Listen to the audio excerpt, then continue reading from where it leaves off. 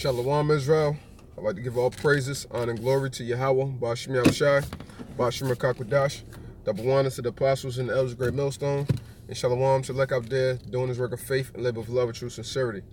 Right now, I want to get into a quick topic, pretty much that free will doesn't exist, and I wanted to base it off of this scripture here in the book of Job. It's Job 33 and 14, and it reads, "For the Most High speaketh once, yea twice, yet man perceiveth it not.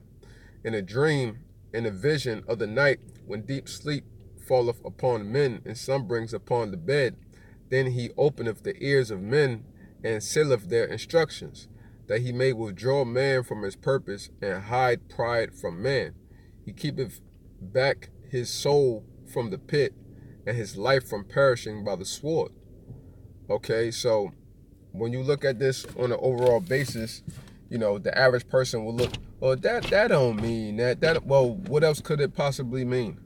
What else could that possibly mean? So many people walk around and thinking that you actually having free will, but they ignore the spiritual aspect of things and not acknowledging that the spirit and that the spirits that are all around us, have a heavy hand in this world.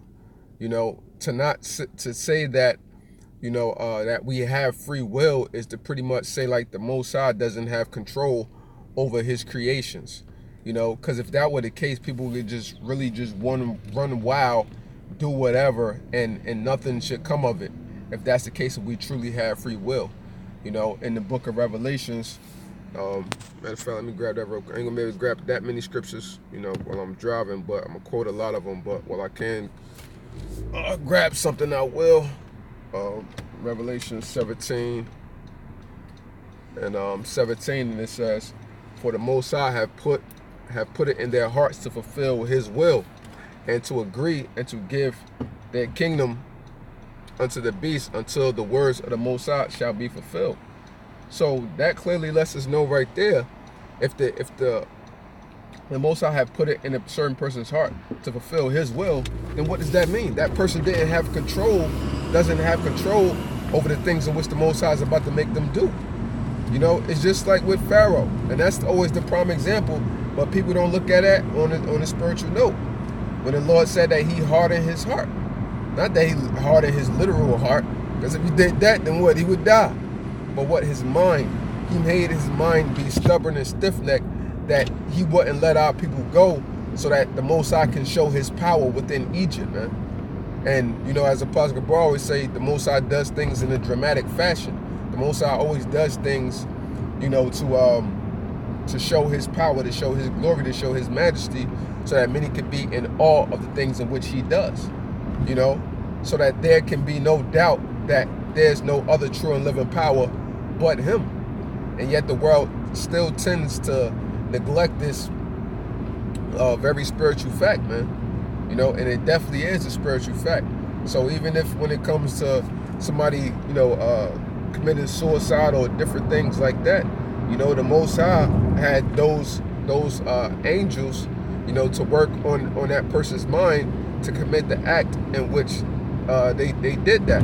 Because you have the angels on the right hand and you have angels on the left hand.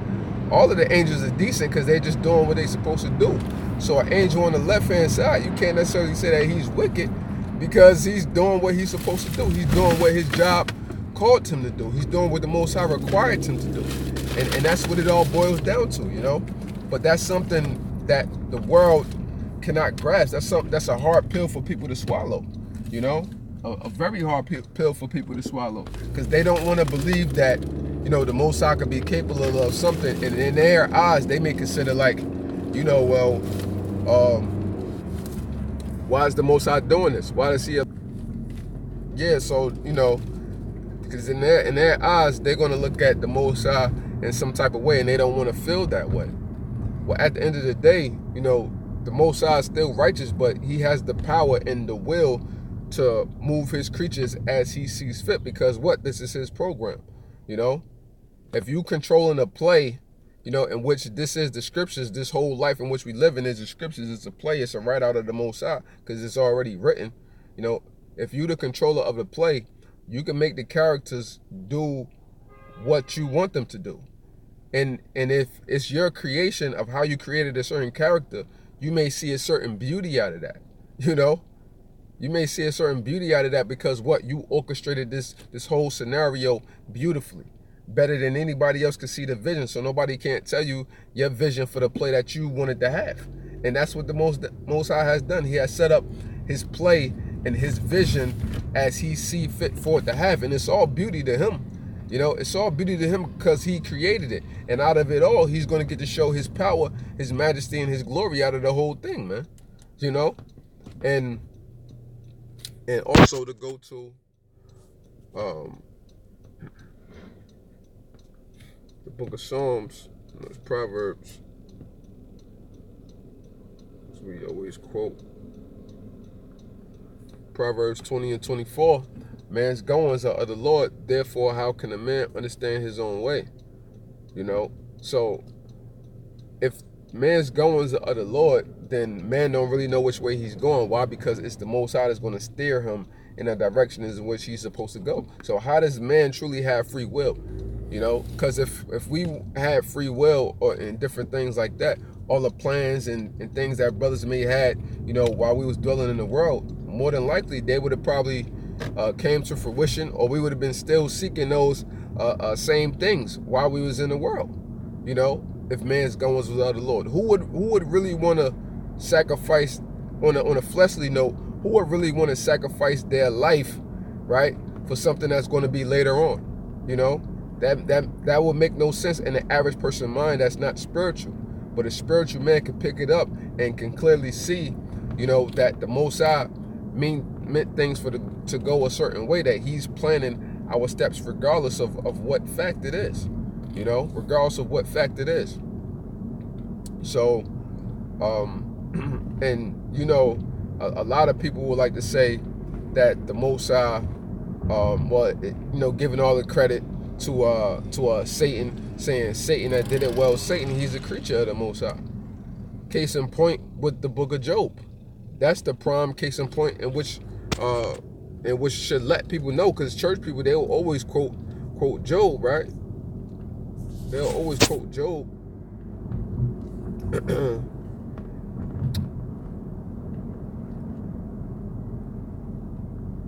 Job 2. So Job 2, and I start at verse 2, and it says, "And the Lord said unto Satan, From whence comest thou? And Satan answered the Lord and said, From going to and fro in the earth, and from walking up and down. And the Lord said unto Satan, Hast thou considered my servant Job, that there is none like him in the earth, a perfect and upright man, one that feareth the Most High, and escheweth evil, and still he holdeth fast his integrity, although thou movest me against him to destroy him without cause? And Satan answered the Lord and said, Skin for skin, yea, all that a man hath will he give for his life. But pour forth thy hand, now touch his bone and the flesh, and he will curse thee to thy face. And the Lord said unto Satan, Behold, he is in thine hand, but save his life. So at that point right there, the Most High gave Satan, you know, spiritual demon Satan, the go ahead to touch his flesh, but he told him what? But leave his life. So the Most High clearly has control of Satan. Satan's not walking around here, you know, to and fro. And when we say Satan, what? The deceiver, because that is spiritual demon Satan. He's the ultimate deceiver, in whom what? The Most High set up in his stead to do the deeds on the left-hand side. So knowing this thing right here, how can people sit there and still truly say that you have free will? What would consist of free will then? What would consist of free will then? If that was the case, what would consist of it? Because we've given all different examples to show how, you know, you truly don't have any free will. So what is free will? People think just because they can come and go, and they think because they make a decision within their head that means that you have free will. No. Every step is calculated. Every step is planned. Things go how the Most High steered them to go. It's plain and simple, and it can't be put no other way. Once you look at it and thoroughly analyze these basic scriptures in which we went over, It's a simple understanding. It's not as complex as people would make things out to be, you know? And that's the habit of people, to want to complicate things that are really simplified, because this truth is simple, you know?